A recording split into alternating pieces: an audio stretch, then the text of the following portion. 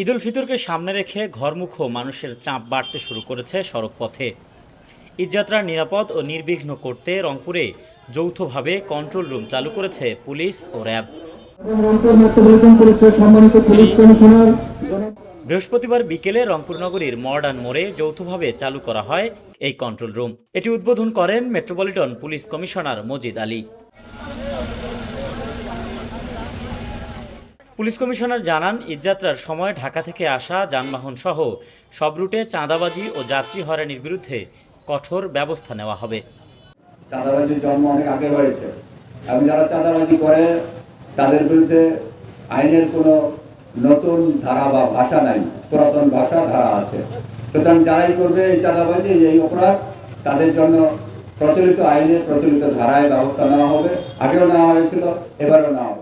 ঈদকে ঘিরে সক্রিয় হয়ে ওঠা মলম পার্টি ও ছিনতাইকারীদের দৌরাত্ম্য ঠেকাতেও কঠোর অবস্থানে থাকবে আইন শৃঙ্খলা বাহিনী। কোনো সন্ত্রাসী বা কোনো চাঁদাবাজি বা কোনো মলম পার্টির দৌরাত্ম্য না হয় সেজন্য আমরা তৎপর থাকবো। আমাদের পুলিশ পাশাপাশি র্যাব থাকবে, তাদের টহল টিম থাকবে, আমাদের ম্যাজিস্ট্রেটের ভিজিলেন্স টিমও থাকবে।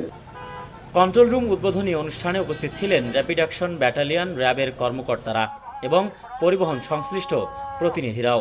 তাদের মতে, কন্ট্রোল রুম থেকে সার্বক্ষণিক নজরদারি থাকলে যাত্রীদের ভোগান্তি কমার পাশাপাশি সড়কে চলাচলও হবে স্বাভাবিক।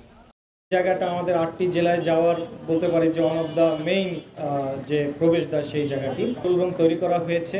এটার সাথে আমাদের যে র্যাপিড অ্যাকশন ব্যাটালিয়ন র্যাব 13 মলম পার্টির কাছে পড়লে এরা হয় যে লোকগুলো আপনার আত্মহত্যা করা ছাড়া তাদের কোনো গতি থাকে না।